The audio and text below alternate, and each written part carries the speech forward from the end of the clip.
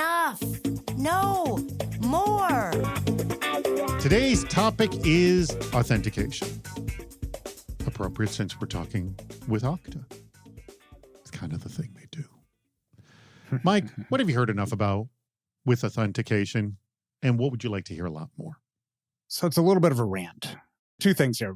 One, I get so tired of all of the people out there saying SMS authentication is terrible and passwordless authentication is the future. It's like these are the two things that bug me. One, I agree that SMS as a second factor is not awesome, but it's better than just a single factor authentication. And it makes it really difficult for us to have a reasonable conversation if we're just caught up on that. For passwordless, it's become such a buzzword concept. Everyone's talking about passwordless is the future. I don't even know what that means. There are literally billboards in San Francisco right now and buses driving around talking about passwordless authentication. I have no idea what that means. So I want to hear less about passwordless. What I want to hear more of is what are the improvements for the end user experience? Ian was talking about that earlier. That's really key to me, is how we can make people's lives easier. And also hear more about implementation details. Like, what does our future look like for improvements around authentication? Where are we going? I want to hear more about that. I will add this, what I'd like to hear about it. Who has had successful implementations and how did they pull them off successfully? That's what I'd like to hear, because it is cool to hear about the new technology, but we all know that there's people and process that's involved as well. Just because you got something cool, if the people don't adopt it, forget it. Absolutely. Ian, I throw this to you. What have you heard enough about with regard to authentication? What would you like to hear a lot more? Honestly, I have to agree with Mike. A lot of people rag on weaker factors, and we're still in a world where people don't use multi-factor. They just aren't. It's not on. Like, people aren't even enabling it. It's like, let's start there. But people are first to point the finger and say, no, don't do SMS. That's evil. If somebody puts up a stingray next to your house, they're going to be able to collect all of your SMS information. And like, what's the likelihood of that happening is so low. Don't scare people out of doing multi-factor authentication. So I think we agree there. Like, multi-factor, good, do it however you want to do it. I think that's key. When I look at where I want to go, I agree on the customer UX side.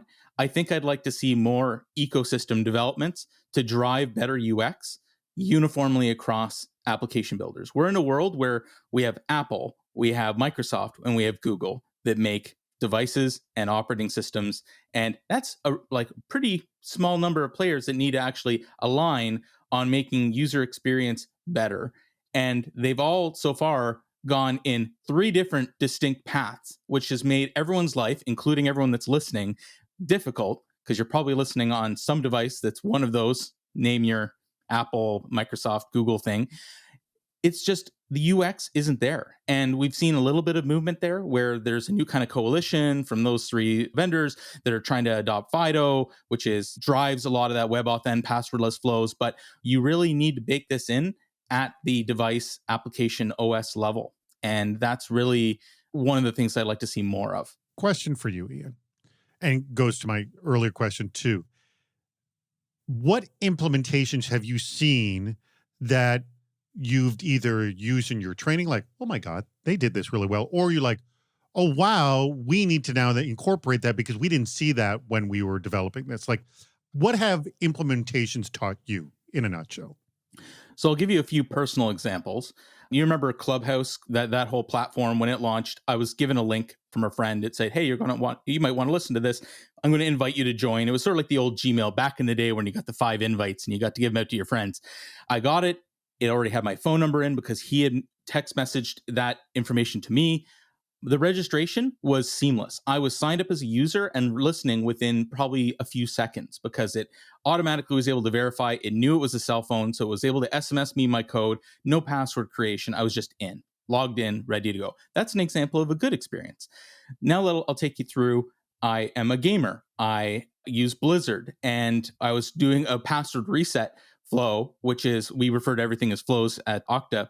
And the experience for me was so poor because it required me to reset my multi-factor, but to reset my multi-factor, I need to put a password in. But I was trying to reset my password, but I didn't have my phone had been reset, so I didn't have my multi-factor. So I was in this vicious cycle, a loop, where I wasn't able to actually reset my password. So when you're thinking about authentication implementations, it's not just, can you log in? Can you sign up? It's what happens when you lose your password, which happens to people. How many people remember their IRS tax filing passwords and all those sorts of things? Like, they forget them because there's things that you don't do very often. So there's a lot of good examples and there's a lot of bad examples. And more times than not, the bad examples are ones where people haven't thought through all the angles for their user experience. Can you just quickly give me a couple other angles? There's, the obvious password reset, forgetting, but what are some other angles on authentication that people don't think about? So think about an Amazon experience. If you go to Amazon and you're not signed in, you can still add things to a shopping cart. And that shopping cart exists somewhere. And that's called anonymous authentication. So effectively, you're given an ID when you go to Amazon, even if you haven't logged in, so that you can go and shop to your heart's content. You're not prevented and forced to create an account with Amazon until you're ready to give them money and finish that transaction. That's a unique experience that you can then, you would call that conversion, when you say, hey, I'm finally going to put in my credit card and order that stuff on Amazon. But that experience is a complete authentication flow that a lot of people don't think about. That's important.